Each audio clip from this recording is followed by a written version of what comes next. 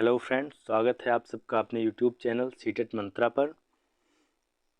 ये आज हमारी पहली क्लास है। जैसा कि आप अपने स्क्रीन पर देख सकते हैं कि ये हमारी हिंदी पेडागॉजी हिंदी शिक्षण की क्लास है, जिसमें हम डिस्कस करेंगे 15 क्वेश्चंस। क्योंकि दोस्त देखिए, आपका जो हिंदी का सेक्शन आता है, चाहे लैंग्वेज फर्स्ट हो या लैंग्वेज सेकंड हो, उसमें 30 क्वेश्चंस आते हैं, जिसमें से आपके 15 क्वेश्चंस आपके गद्य और पद्य से होते हैं और 15 क्वेश्चंस आपके होते हैं हिंदी शिक्षण से। ठीक है दोस्त, तो आइए देखते हैं हमारे आज के क्वेश्चंस क्या हैं।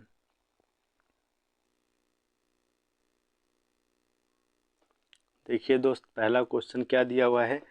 प्राथमिक स्तर पर बच्चों की भाषा आकलन करने का उद्देश्य। भाषा आकलन से तात्पर्य है कि हमें यह जानना है कि बच्चे ने भाषा को कहाँ तक सीख पाया है। ठीक है, तो आइए देखते हैं विकल्प क्या दिया हुआ है। पहला दिया हुआ है कि उसकी पठन क्षमता का आकलन, मतलब उसकी पठन क्षमता का आकलन करके हम जान पाएंगे कि उसने भाषा कितना सीखा है। ठीक है, दूसरा कह रहा है कि उसके भाषा प्रयोग की क्षमता का आकलन, मतलब हम ये देखेंगे कि वो भाषा का प्रयोग किस हद तक कर पाता है। तीसरा दिया है कि उसके लेखन क्षमता का आकलन। चौथा कह रहा है कि उसकी बोलने की कुशलता का आकलन। ठीक है दोस्त, देखिए इस तरह के जब भी आपको भाषा का आकलन करना हो, ठीक है, तो वहाँ पे आपको एक चीज़ देखना है कि हमें भाषा प्रयोग को देखना है। ठीक है, क्योंकि भाषा प्रयोग में देखिए दोस्त, आपका पहला विकल्प दिया कि उसकी पठन क्षमता का आकलन। पठन क्षमता से हमारा तात्पर्य है कि वो पढ़ने में कुशलता हासिल कर पाया है या नहीं, वो पढ़ पाता है या नहीं। ठीक है, तो देखिए दोस्त, ये बस पठन को देख रहा है और बाकी भाषा के पक्षों को नकार रहा है। यहाँ देखिए दूसरे में कह रहा है कि लेखन क्षमता, यहाँ भी आपका पठन को नकार दिया और बाकी दोनों को नकार दिया। ठीक है, यहाँ कह रहा है कि बोलने की कुशलता। देखिए दोस्त, हमारा जो भाषा है इसके 4 कौशल होते हैं। ठीक है, सुनना, बोलना, पढ़ना और आपका होता है लिखना। ठीक है दोस्त, सुनना, बोलना, पढ़ना, लिखना। ठीक है, सुबोपली से इसको हम याद भी रखते हैं। जब भी हमें बच्चे के भाषा का आकलन करना है, ठीक है, तो देखना है कि उसका भाषा प्रयोग किस हद तक हो, क्योंकि भाषा से हमारा तात्पर्य है कि हमको इन चारों कौशलों को विकसित करना है। और देखिए दोस्त, ये जो आपका ए है, आपका सी है और डी है, ये सब देखिए बस एक कौशल को लेके चलें। लेकिन आपका जो बी वाला ऑप्शन है, इसमें देखिए भाषा प्रयोग, भाषा प्रयोग में आप उसके सुनने का भी आकलन कर लेंगे, बोलने का भी आकलन कर लेंगे, पढ़ने का भी आकलन कर लेंगे और लिखने का भी आकलन कर लेंगे। ठीक है, तो आपका बी विकल्प से हो जाएगा। और जैसा कि दोस्त आप पहले से बताते आ रहा हूँ अपने क्लासों में कि जो भी उत्तर आपको, जो भी विकल्प एक दिशा की ओर लेके जाए, एकात्मक हो, ठीक है, वो कभी भी सही नहीं होता है। आइए दूसरे प्रश्न की ओर चलते हैं। दूसरा प्रश्न देखिए क्या दिया हुआ है। दूसरा प्रश्न देखिए, आकलन की प्रक्रिया में केवल बच्चे की क्षमताओं का आकलन नहीं होता, बल्कि शिक्षक की शिक्षण प्रक्रिया का भी आकलन होता है। यह विचार पूर्णतः सही है, अंशतः सही है, पूर्णतः गलत है, निराधार है। देखिए दोस्त, पूर्णतः सही है और अंशतः सही है, पूर्णतः गलत है और निराधार है। देखिए दोस्त, जब भी हम आकलन करते हैं अपने बच्चे का, ठीक है, तो उसमें अगर हमारा बच्चा फेल होता है, ठीक है, जो बच्चा है अगर वो फेल हो जाता है, तो बच्चा कभी भी फेल नहीं होता है। ठीक है, फेल कौन होता है? शिक्षक फेल होता है। बच्चे के आकलन में कभी भी बच्चा फेल नहीं होता है। यदि वो उसके आकलन में जो मानदंड हैं उसको नहीं प्राप्त कर पा रहा है, तो हमारा बच्चा नहीं फेल होता है। फेल कौन हो रहा है? फेल हो रहा है हमारा सिस्टम, हमारा शिक्षक। ठीक है, तो ये बात देखिए फ्रेंड्स, पूर्णतः सही है कि मतलब जो बच्चे का आकलन ही बस बच्चे का आकलन नहीं होता, बल्कि शिक्षक का भी आकलन होता है। ये बात बिल्कुल सही, क्योंकि ये भी तो बताइए, शिक्षक के लिए आज तक क्यों आकलन कोई नहीं बना? शिक्षक के लिए आप जानते हैं कोई आकलन बना? कोई आकलन नहीं बना है।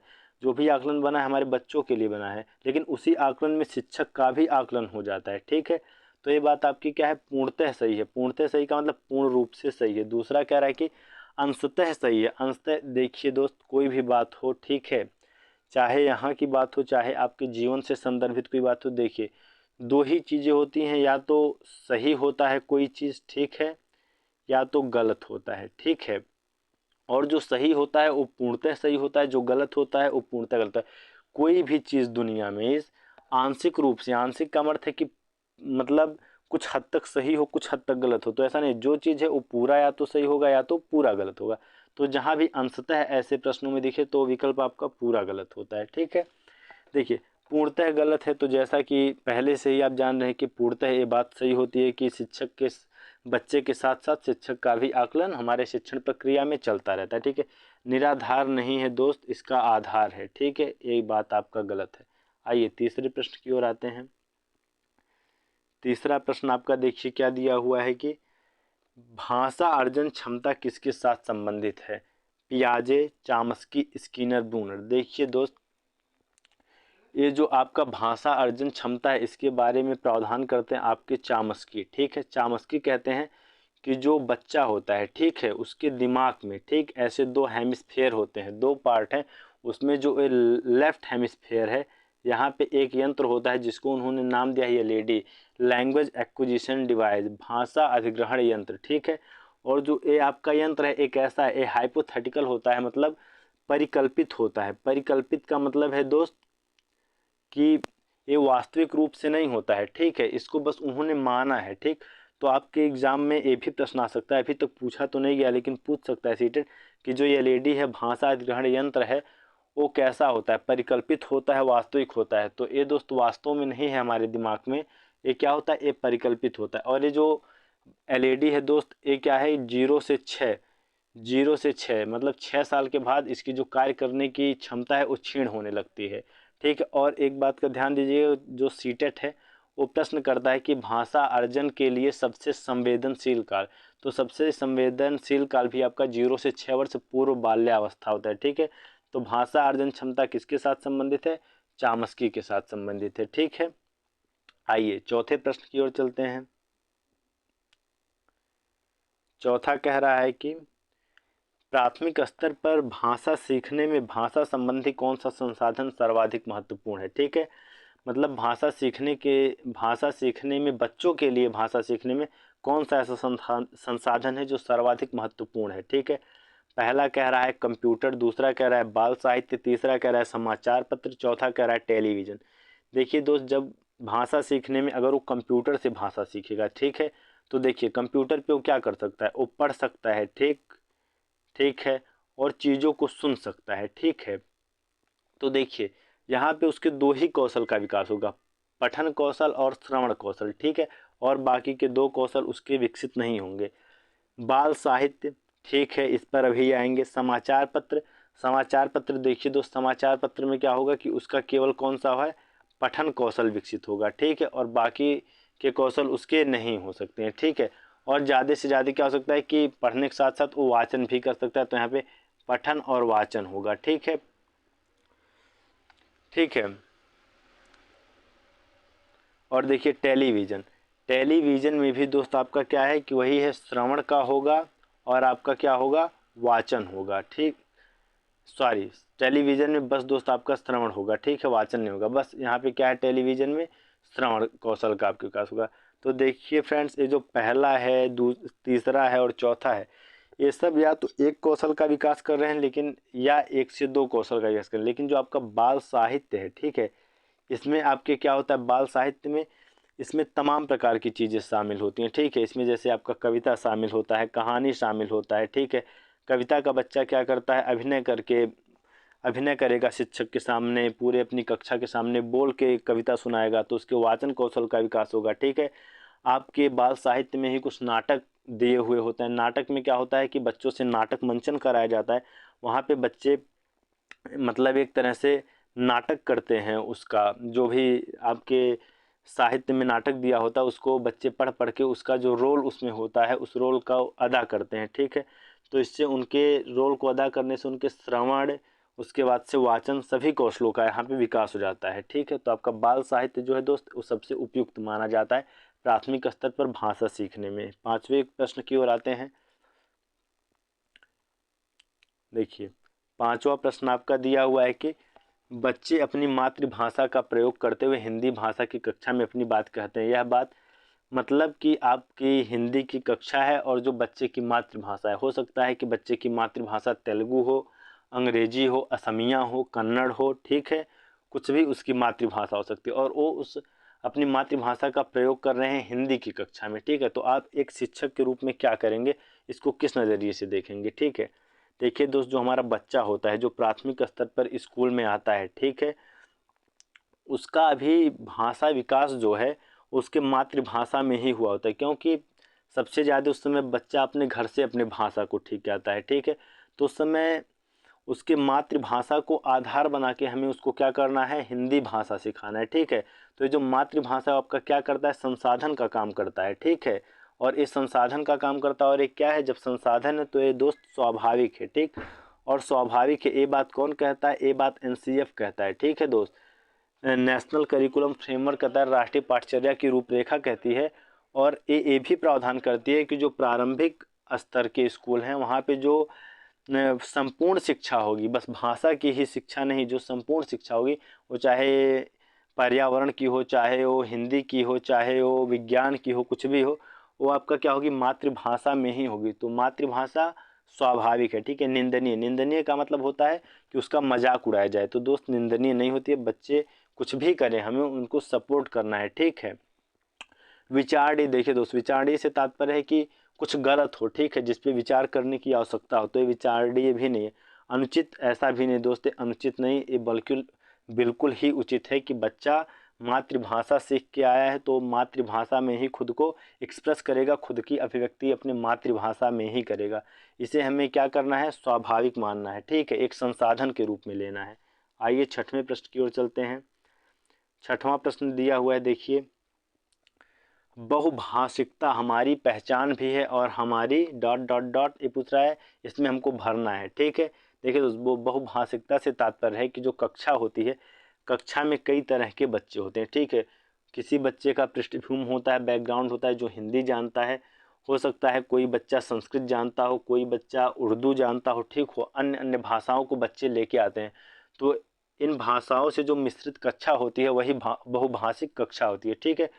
और ये पूछ रहा है कि बहुभाषिकता हमारी पहचान भी है, ठीक है, बिल्कुल सही बात है कि हमारी पहचान भी है। और पूछ रहा है क्या है, देखिए कह रहा है कि हमारी सभ्यता व संस्कृति का अभिन्न अंग भी, ठीक है। सभ्यता व साहित्य का अभिन्न अंग भी, देखिए दोस्त, बहुभाषिकता हमारी साहित्य का अभिन्न अंग नहीं होती है। जो साहित्य है वो अलग अलग भाषाओं के लिए अलग अलग साहित्य होता है। हिंदी का अपना अलग साहित्य है, उर्दू का अलग साहित्य है, संस्कृत का अलग साहित्य है, अंग्रेजी का अलग साहित्य है, ठीक है। साहित्य में बहुभाषिकता नहीं पाई जाती है, ठीक है। साहित्य जो है वो एक भाषा में ही होता है, ठीक है, साहित्य में बहुभाषा नहीं होता है। तो देखिए साहित्य नहीं है। देखिए दूसरा, तीसरा कह रहा है कि संस्कृति साहित्य, देखिए संस्कृति तो ठीक है, लेकिन साहित्य, साहित्य दोस्त यहाँ आ गया तो ये भी साहित्य नहीं होता है। साहित्य एक भाषा में होता है, ठीक है, बहुभाषिकता का साहित्य से संबंध नहीं है। देखिए संस्कृति ठीक है, लेकिन चुनौती, देखिए दोस्त, बहुभाषिकता हमारी चुनौती नहीं होती, बहुभाषिकता हमारी क्या होती है, संसाधन होती है, ठीक है। बहुभाषिकता को भी हमारा एनसीएफ क्या कहता है कि एनसीएफ कहता है कि इसको संसाधन के रूप में लेना है, ठीक है। हमारा एनसीएफ 2005 बहुभाषिकता को संसाधन मानता है, ठीक है। तो देखिए पहला विकल्प बच रहा है सभ्यता, ठीक है। हमारी सभ्यता भी है, बिल्कुल बात सही है कि हमारे सभ्यता में बहुभाषिकता होती है, सही बात है। और संस्कृति का अभिन्न अंग भी है, ठीक है, संस्कृति का अभिन्न अंग भी है, ये भी बात आपका सही है। संस्कृति से हमारा तात्पर्य कि हमारा कल्चर। और आप दोस्त देखते होंगे कि आपके एक ज़िले से दूसरे ज़िले में जाते ही भाषा बदल जाती होगी, तो ये बिल्कुल ही हमारी संस्कृति का अभिन्न अंग है, इसको हम अलग नहीं कर सकते हैं, ठीक है। इसका हमें क्या करना है, सम्मान करना है। आइए सातवें प्रश्न की ओर चलते हैं। सातवां प्रश्न देखिए आपका दिया हुआ है कि प्राथमिक स्तर की पाठ्य पुस्तक में कार्टून, भाषण, विज्ञापन आदि बच्चों की भाषा क्षमता विकास में, ठीक है। देखिए दोस्त, हमारे जो प्राथमिक स्तर की पाठ्य पुस्तक होती है उसमें कहानी में आप देखे होंगे या फिर ईवीएस में ही देखे होंगे, कई कार्टून के माध्यम से जो है वो पाठ को समझाया गया होता है, विषय वस्तु को समझाया गया होता है।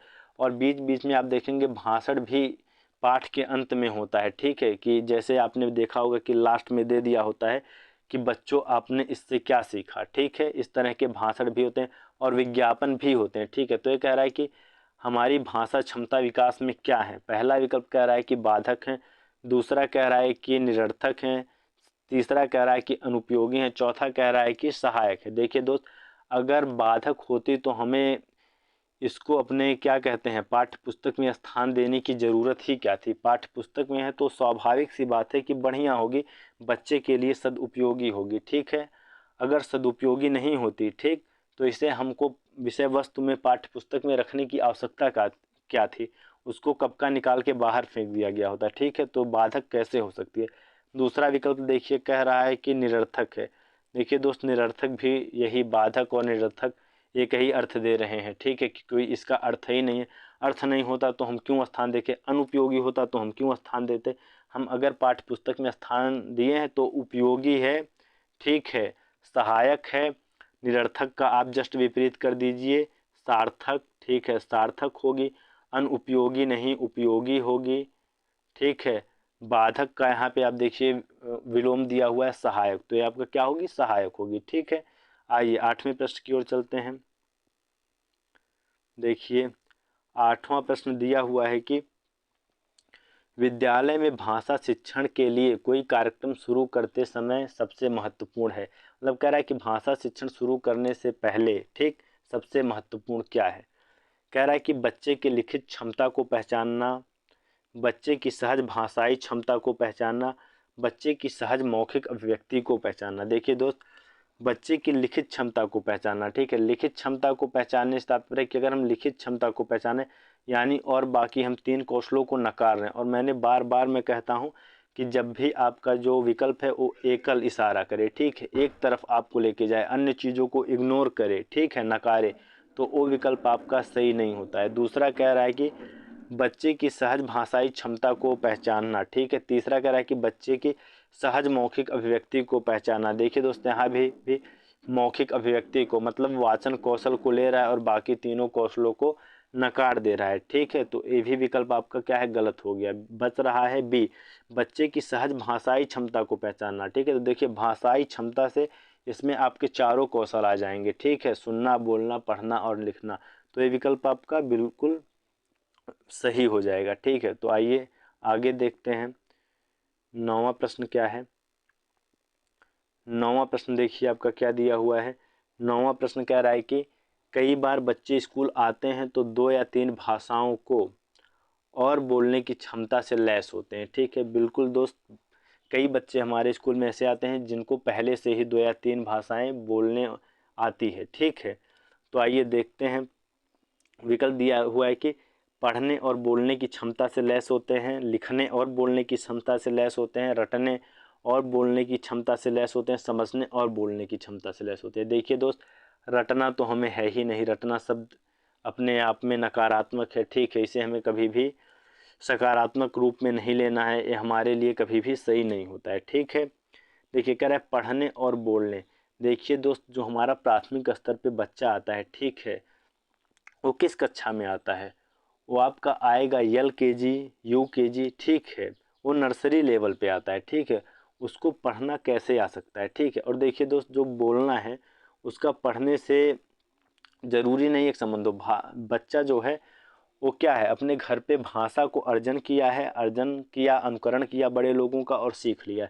सीखने से वो बोल रहा है, मतलब अनुकरण के द्वारा वो उसने क्या किया है, अपने बड़ों का अनुकरण किया। अनुकरण का मतलब नकल करके सीख गया और उसके अंदर बोलने की क्षमता विकसित हो गई। ठीक है, तो अनुकरण करके उसको बोलना आ गया। ठीक है, तो यहाँ पढ़ने से उसका संबंध नहीं है क्योंकि उसने अनुकरण से सीखा है, ना कि पढ़ के सीखा है। ठीक है, और देखिए लिखने लिखने का भी वही तात्पर्य है दोस्तों, अनुकरण करके सीख के आया है, उसको पढ़ना लिखना आप स्कूल में सिखाएंगे। ठीक है, वो पढ़ना लिखना सीख के नहीं आया है, वो बस भाषा बोल पाता है। ठीक है, और देखिए चौथा विकल्प दिया हो कि समझने। बिल्कुल सही बात है दोस्त, जब समझ पाएगा तभी बोल पाएगा। ठीक है, अगर समझ नहीं होगी तो कोई भी भाषा कोई व्यक्ति नहीं बोल सकता है। ठीक है, भाषा के अनुकरण के माध्यम से बच्चे भाषा को समझते हैं। ठीक है, समझने के बाद तब बोलते हैं। जैसे शुरुआत में बच्चे को नहीं पता होता है कि पापा कौन है, ठीक,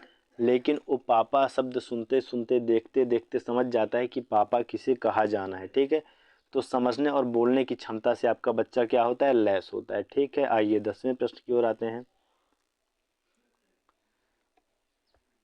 10वां प्रश्न देखिए कह रहा है कि किसी विषय को सीखने का मतलब है उसकी को सिखाना, उसकी को सिखाना। इसमें भी आपका देखिए भरना है। विषय को सीखने का मतलब उसकी अवधारणा को सिखाना और उसकी विषय वस्तु को सिखाना। देखिए दोस्त, विषय को सिखाने से तात्पर्य है कि जो भी पाठ है, जो भी हमारे भाषा के किताबों में दिया हुआ है, उसको सिखाने से तात्पर्य है। ठीक है, तो उसको सिखाने का मतलब क्या है, मतलब उसके सिखाने का अर्थ क्या है, उससे लाभ क्या होता है। ठीक है, अवधारणा को सिखाना मतलब जो विषय वस्तु है उसकी अवधारणा को सिखाना, चलिए ठीक है। दूसरा कह रहा है कि विषय वस्तु को सिखाना उसकी उपयोगी को सिखाना। देखिए दोस्त, अगर हाँ उपयोगिता होता तो कुछ ठीक था, लेकिन उपयोगी को सिखाना, उपयोगी कोई ऐसा वही नहीं है। अवधारणाओं को सिखाना और शब्दावली को सिखाना, ठीक है। शब्दावली और विषय को सिखाना, देखिए दोस्त, हमारे जो किसी विषय को सिखाने के पीछे उद्देश्य क्या होता है, इसको समझिए। देखिए, हमारे भाषा की किताब में मान लीजिए आपने पढ़ा होगा, जो क्या बोलते हैं, लकड़हारे वाली कहानी है। ठीक है, लकड़हारे वाली कहानी सबने अपने जीवन में सुनी होगी कि जो लकड़हारा था वो लकड़ी चीरने के लिए जाता है, और उससे जब जलपरी बार बार उसकी कुल्हाड़ी गिरती है तो वो सही बोलता है, तो जलपरी उसे क्या करती है, सोने की कुल्हाड़ी देती रहती है। ठीक है, तो उसी की बात जान करके एक बार और कोई दूसरा लकड़हारा जाता है। ठीक है, तो भी यही उसका नकल करता है, लेकिन वो सही बोलने की बजाय झूठ बोल देता है, तो उसको नुकसान हो जाता है। ठीक है, तो इस कहानी के पीछे क्या छिपा हुआ था, इस कहानी के पीछे छिपा हुआ था कि ईमानदार होना चाहिए, झूठ नहीं बोलना चाहिए। ऐसे ही जब हम किसी विषय को सिखाते हैं तो उसके पीछे कोई परिप्रेक्ष्य होती है। ठीक है, तो वही परिप्रेक्ष्य हमारी क्या होती है, अवधारणा होती है। मतलब अवधारणात्मक विकास करना है कि उनके अंदर कॉन्सेप्टों को डेवलप करना है। ठीक है, तो कॉन्सेप्ट डेवलप करेंगे, बिल्कुल सही बात है, लेकिन विषय वस्तु को सिखाना दोस्त, विषय वस्तु की अवधारणा को सिखाना है, ना कि विषय वस्तु को सिखाना है। ठीक है, देखिए यहाँ भी कह रहा है विषय वस्तु, विषय वस्तु को नहीं सिखाना, उसमें जो बात निहित है, उसमें जो ज्ञान निहित है उसको सिखाना है। ठीक, और ये उपयोगिता होता तो हम मानते, लेकिन ये उपयोगी कोई ऐसा नहीं। देखिए, अवधारणाओं को सिखाना, ठीक है, बच्चा उसमें जो अवधारणाएं निहित हैं, जो उस माध्यम से उनको सिखाया जा रहा है वो सीख रहा है। और शब्दावली, बिल्कुल जब बच्चा पढ़ेगा तो उसमें शब्द का भी विकास होगा। ठीक है, उसके शब्द भंडारण में भी विकास होगा। ठीक है, तो आपका जो सी विकल्प है ये बिल्कुल सही है कि उसकी अवधारणाओं और शब्दावली में क्या होगा, विकास होगा। ठीक, डी देखिए, शब्दावली और विषय। देखिए दोस्त, शब्दावली में तो होगा, लेकिन विषय, विषय सिखाना कोई भी उद्देश्य नहीं होता है। ठीक है, हमें इस जो विषय में निहित है, ठीक, जो ज्ञान निहित है वो सिखाना होता है। हम बच्चों के पाठ्य पुस्तक में कहानी का संकलन क्यों करते हैं, कहानी का संकलन बच्चों को कहानी सुनाने के लिए होता है। जो कहानी में निहित ज्ञान है उस ज्ञान को उन्हें देने का संकलन होता है। ठीक है, इसलिए कहानी में क्या कहते हैं, पाठ्य पुस्तक में कहानी का संकलन होता है। ठीक, आइए 11वें प्रश्न की ओर चलते हैं। 11वां प्रश्न देखिए क्या कह रहा है आपका। 11वां प्रश्न कह रहा है कि भाषा कौशल के संबंध में कौन सा कथन सही है। देखिए दोस्त, भाषा कौशल से तात्पर्य है कि जिसके माध्यम से हमारी जो भाषा का अर्जन है, भाषा का अधिगम है, वो प्रभावशाली हो जाता है। ठीक है, उसी को हम क्या कहते हैं, भाषा कौशल कहते हैं। ठीक, और आपके भाषा कौशल कौन कौन से हैं, सुनना, बोलना, सुनना, बोलना, पढ़ना और लिखना। इसको आप किससे याद रखते हैं, सुबोपाली। ठीक है, तो आइए देखते हैं कि कौन सा कथन पूछ रहा सही नहीं है। देखिए, नहीं पूछा हुआ है, यहाँ नहीं पे आपको निशान लगा लेना है जब भी एग्जाम में नहीं दिख जाए। ठीक है, 3 विकल्प सही होंगे, यहाँ एक विकल्प आपका गलत होगा। तो कह रहा है भाषा कौशल एक क्रम में अर्जित नहीं किए जाते। ठीक है दोस्त, दूसरा कह रहा है कि भाषा कौशल एक क्रम में ही अर्जित किए जाते हैं। ठीक है, तीसरा कह रहा है कि भाषा कौशल एक दूसरे को प्रभावित करते हैं। ठीक है, चौथा कह रहा है कि भाषा कौशल एक दूसरे से संबंधित होते हैं। देखिए दोस्त, भाषा कौशल एक क्रम में अर्जित नहीं किए जाते हैं, ये बात आपकी बिल्कुल सही है। अब क्यों सही है, देखिए, एक क्रम में इनका अर्जन होता है, ये बात सही है, लेकिन ज़रूरी नहीं है कि एक ही क्रम में इनका अर्जन हो। ठीक है, हो सकता है कि किसी कौशल का विकास पहले हो, किसी कौशल का विकास बाद में हो। ठीक है, जैसे मान लीजिए कोई बालक है, ठीक, वो अपने जन्म से ही क्या है, कोई बालक है वो अपने जन्म से ही बहरा है। ठीक है, तो वो अपने शुरुआती समय में उसका भाषाई विकास नहीं होगा, लेकिन अब जो धीरे धीरे वो बड़ा होगा, ठीक है, तो उसके अंदर बस सुनने के कौशल का विकास नहीं होगा, लेकिन वो धीरे धीरे जब शब्दों को सीखेगा, पढ़ना सीखेगा, तो बोल भी पाएगा। ठीक है, बस उसके अंदर क्या होगा कि श्रवण कौशल का विकास नहीं हो पाएगा। तो ज़रूरी नहीं है कि एक क्रम में ही अर्जित किए जाएं। ठीक है, ये जरूरी नहीं होता है। ठीक, तो ये विकल्प आपका सही है। ठीक, दूसरा देखिए, भाषा कौशल एक क्रम में ही अर्जित किए जाते हैं। देखिए दोस्त, मैंने पहले भी बताया कि जिस भी विकल्प में जोड़ दिया जा रहा हो एक दिशा में, ठीक है, वो विकल्प आपका सही नहीं था। यहाँ कह रहा है एक ही क्रम में ही, देखिए एक ही क्रम में अर्जित किए जाते हैं, तब तक तो बात कुछ हद तक ठीक रहती है, लेकिन एक ही क्रम में ही मतलब जिसके अंदर सुनने का कौशल नहीं है वो बोल नहीं सकता। ये बात बिल्कुल गलत है दोस्त। बहरा भी बोल सकता है, ठीक है, हाँ उसको समय लगेगा बोलने में, लेकिन वो बोलना सीख जाएगा। तो ये बात आपकी क्या है, गलत है। ठीक, एक ही क्रम में ही नहीं, एक ही क्रम में ही नहीं, एक ही क्या कहते हैं, एक ही क्रम में अर्जित नहीं किए जाते, ये बात सही है, लेकिन एक ही क्रम में ही अर्जित किए जाते हैं, ये बात आपका पूरा गलत है। ठीक है, एक ही क्रम में ही अर्जित नहीं होते हैं। ठीक, तीसरा देखिए, भाषा कौशल एक दूसरे को प्रभावित करते हैं। बिल्कुल भाई, जब सुनने आता है तब आसानी से बोलना सीख जाएगा, बोलने आएगा तो आसानी से पढ़ना सीख जाएगा, पढ़ना आएगा तो आसानी से लिखना सीख जाएगा। ठीक, एक दूसरे से संबंधित होते हैं, बिल्कुल सही बात है दोस्त। तो यहाँ पे आपका क्या है, बी वाला गलत है। ठीक, 12वां प्रश्न देखिए, 12वां प्रश्न आपका दिया हुआ है कि निम्न में से कौन सा प्रश्न बच्चों के भाषा आकलन की दृष्टि से सर्वाधिक उपयोगी है। देखिए, बच्चों का भाषा आकलन करना है और कह रहा है कि कौन सा प्रश्न सर्वाधिक उपयोगी होगा। देखिए दोस्त, जब भी इस तरह का प्रश्न आए, बच्चे का भाषा आकलन करना और उसके लिए प्रश्न पूछे, तो आपको एक ट्रिक लेके चलनी है, मौलिकता। ठीक, मौलिकता का तात्पर्य है वर्जिनैलिटी। ठीक है, कि बच्चे के उत्तर में जहाँ वर्जिनैलिटी होगी, वर्जिनैलिटी का तात्पर्य है कि उसका रटा रटाया उत्तर ना हो। ठीक है, वो अपने हिसाब से उत्तर दे। ठीक, तो आइए देखते हैं क्या है आपका। पहला कह रहा है कि ईदगाह कहानी में हामिद ने क्या खरीदा। देखिए दोस्त, ये रटने वाला उत्तर है कि हामिद ने चिमटा खरीदा। ठीक, तो ये आपका विकल्प जो है गलत हो जाएगा। ठीक है, आइए देखते हैं दूसरा विकल्प, ईदगाह कहानी की मुख्य घटनाएं बताइए। देखिए दोस्त, ये भी घटनाएं होंगी एक क्रम में, कि हो सकता है उसके दादी मौसी का तबीयत खराब रहा हो, चिमटा लेने गया हो, ऐसे कुछ घटनाएं होंगी, उनका एक क्रम होगा, वो बता देगा। ठीक, तीसरा देखिए, ईदगाह कहानी के मुख्य पात्र का नाम बताइए। ये तो एकदम रटने वाली बात है। इसको देखिए, चौथा कह रहा है कि ईदगाह कहानी को अपनी भाषा में सुनाए। यहाँ देखिए दोस्त, यहाँ उसको ईदगाह कहानी जो उसने पढ़ लिया एक बार, जो सुना है टीचर से, उसको अपनी भाषा में एक तरह से उसका सारांश बताना है। ठीक है, पढ़े का निचोड़ बताएं तो अपनी भाषा में आसानी से उसकी अभिव्यक्ति कर पाएगा, और यहाँ पे उसके विचारों में क्या होगी, मौलिकता होगी। ठीक है, रटा रटाया उत्तर नहीं होगा, अपने हिसाब से जिस तरह से उसने समझा है उसी हिसाब से उसको अपने शब्दों में सुनाएगा। ठीक है, तो आइए अगली प्रश्न की ओर चलते हैं। देखिए, 13वां प्रश्न कह रहा है कि बच्चों में भाषा सीखने की क्षमता, पहला विकल्प कह रहा है कि बिल्कुल भी नहीं होती। दोस्त, अगर भाषा सीखने की क्षमता नहीं होती तो बच्चा भाषा सीखते कैसे। हम लोग भी तो एक समय बच्चे ही थे, आज क्या हैं, आज भाषा के शिक्षक बनने जा रहे हैं। ठीक है, तो बिल्कुल भी नहीं होती, ये बात आपकी बिल्कुल गलत है। क्षमता होती है, देखिए जन्मजात होती है, ये बात आपका बिल्कुल सही है कि उनके अंदर जन्मजात क्षमता होती है भाषा के अर्जन की।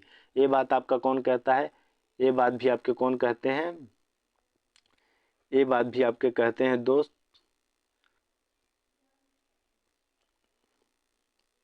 चाम्स्की कहते हैं। ठीक है, कौन कहता है, ये बात भी आपके चाम्स्की महोदय कहते हैं। ठीक है, देखिए तीसरा विकल्प कह रहा है कि अर्जित की जाती है। देखिए दोस्त, जो क्षमता होती है वो अर्जित नहीं की जाती है, बल्कि क्षमता के द्वारा भाषा अर्जित की जाती है। ठीक है, इस क्षमता के द्वारा भाषा का अर्जन होता है। ठीक है, डी कह रहा है कि अनुकरणी होती है। देखिए दोस्त, सीखने की क्षमता अनुकरणीय नहीं होती है, यहाँ भी किससे तात्पर्य, भाषा अनुकरणीय होती है। तो अर्जित की जाती है, अनुकरणीय होती है, ये दोनों गुण आपका किसका है, दोनों गुण आपकी भाषा का है। और किस भाषा का है, प्रथम भाषा। प्रथम भाषा मतलब मातृभाषा का है। ठीक है, तो आपका यहाँ पे जो सही विकल्प हो क्या है कि जन्मजात होती है, और इसका समर्थन चाम्स्की करते हैं। ठीक है, आइए 14वें प्रश्न की ओर जाइए। देखिए, 14वां प्रश्न कह रहा है कि प्राथमिक स्तर पर भाषा सीखने सिखाने का अर्थ है। देखिए दोस्त, सीखने सिखाने का अर्थ मतलब आप जो बच्चों को भाषा सिखा रहे हैं उसका क्या अर्थ है, उससे क्या तात्पर्य है। ठीक है, इसके माध्यम से आप क्या करना चाहते हैं। पहला विकल्प कह रहा है कि साहित्य की रचना, दूसरा कह रहा है कि अलंकारिक भाषा का प्रयोग, तीसरा कह रहा है कि वर्णमाला सीखना, चौथा कह रहा है कि भाषा का प्रभावी प्रयोग। देखिए दोस्त, साहित्य की रचना, क्या हम प्राथमिक स्तर पर बच्चे को तुलसीदास बना देते हैं, इस योग्य बना देते हैं कि वो साहित्य की रचना करेगा? ऐसा नहीं है दोस्त, वहाँ पे उसको साहित्य के माध्यम से भाषा सिखाया जाता है, ना कि उसको साहित्य की रचना करना सिखाया जाता है। ठीक है, देखिए अलंकारिक भाषा का प्रयोग। देखिए दोस्त, अलंकारिक भाषा से हमारा तात्पर्य है कि ऐसे परिष्कृत शब्दों का उपयोग करना कि जिसमें क्या हो, जिनमें कोई एक तरह से सौंदर्यता हो। ठीक है, तो हमारा बच्चे का जो मानसिक विकास है वो प्राथमिक स्तर पर इतना नहीं होता था कि वो अलंकारिक भाषा का प्रयोग कर पाएगा। ठीक है, ये वयस्कों में हो पाता है। ठीक है, ये बच्चे में नहीं है कि वो अलंकारिक भाषा का प्रयोग करेगा। ठीक है, तो अलंकारिक भाषा का प्रयोग बच्चों के लिए प्राथमिक स्तर पर नहीं है। वर्णमाला सीखना, देखिए दोस्त, प्राथमिक स्तर पर बच्चे वर्णमाला सीखते हैं, लेकिन हमारा बस वर्णमाला सिखाना उद्देश्य नहीं होता है। हमको क्या करना है, हमको उसे भाषा के उपयोग में, ठीक है, भाषा उपयोग, ठीक, भाषा उपयोग में उसको क्या बनाना है, निपुण बनाना है। ठीक है, उसको निपुण करना है। ठीक है, किसमें, भाषा के उपयोग में, कि वो अपने जीवन के सभी संदर्भों में क्या कर पाए, भाषा का उपयोग कर पाए। ठीक है, तो देखिए यहाँ पे चौथा दिया है कि भाषा का प्रभावी प्रयोग। देखिए दोस्त, ये विकल्प आपका बिल्कुल सही, कि उसको इस योग्य बनाना है कि कम से कम वो अपनी बातों को दूसरे से कहना और दूसरे की बातों को समझना सीख जाए, कम से कम प्राथमिक स्तर तक। ठीक है, तो भाषा का प्रभावी प्रयोग यहाँ पे आपका बिल्कुल सही विकल्प है। आइए 15वें प्रश्न की ओर चलते हैं। 15वां प्रश्न दिया हुआ है कि पढ़ने की प्रक्रिया में सर्वाधिक महत्वपूर्ण है। मतलब जो पढ़ने की प्रक्रिया है, पढ़ने से हमारा तात्पर्य दोस्त, हम अक्सर हिंदी में ए लगा लेते हैं।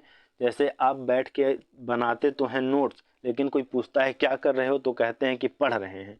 तो हमारा यहाँ पढ़ने से उस पढ़ने का तात्पर्य नहीं, पढ़ने से हमारा यहाँ से तात्पर्य है रीडिंग का। ठीक है, रीडिंग, हमारा क्या तात्पर्य है, रीडिंग का तात्पर्य। ठीक है, तो पढ़ने की प्रक्रिया में सर्वाधिक महत्वपूर्ण पूछ रहा है कि पढ़ने की जो प्रक्रिया है इसके लिए सर्वाधिक महत्वपूर्ण क्या होता है। देखिए गति, ठीक है, प्रवाह, अक्षर ज्ञान और अर्थ। देखिए दोस्त, मैंने अगर लिखा हुआ है यहाँ पे कि यह मेरी चाय है, ठीक है, लिखा है कि यह मेरी चाय है। अब आप इसे बहुत तेजी गति से, या कोई बच्चा ही इसे बहुत तेजी गति से पढ़ ले रहा है, ठीक है, यह मेरी चाय है, ठीक, लेकिन उसे यह नहीं पता है कि चाय का मतलब क्या होता है। ठीक, तो क्या समझ पाएगा, कुछ समझ पाएगा, बिल्कुल नहीं समझ पाएगा। ठीक है, उस गति से पढ़ना तो उसको आ गया, क्योंकि वो वर्णों को पहचान रहा है, उसको यह वर्ण का भी ज्ञान है वर्ण का भी ज्ञान है, मैं का भी ज्ञान है, रे का भी ज्ञान है। वो वर्णों को पहचान रहा है, लेकिन अर्थों को नहीं समझ रहा है। ठीक है, चाय का मतलब वो नहीं समझ रहा है। ठीक है, तो हमारे पढ़ने की प्रक्रिया का ये उद्देश्य नहीं होता है। हम पढ़ने के माध्यम से क्या बनाते हैं, ऐसा बच्चों को बनाते हैं कि वो अर्थ को समझ पाए। ठीक है, ये उद्देश्य नहीं होता है कि बस बच्चा एकदम तीव्र गति से पढ़ ले। ठीक है, तीव्र गति से पढ़ के क्या करेगा, जब वो उसका कुछ मतलब ही नहीं समझ पाएगा। समझ रहे हैं ना दोस्त? जैसे आपने खुद अपने अंदर महसूस किया होगा कि आप संस्कृत पढ़ तो लेते हैं, लेकिन उसका अर्थ नहीं समझ पाते। तो ऐसा संस्कृत पढ़ने का लाभ होता है, परीक्षा में जाते हैं, प्रश्न आपके फंस जाते हैं, आप नहीं कर पाते हैं, आप वहाँ पे रुक जाते हैं।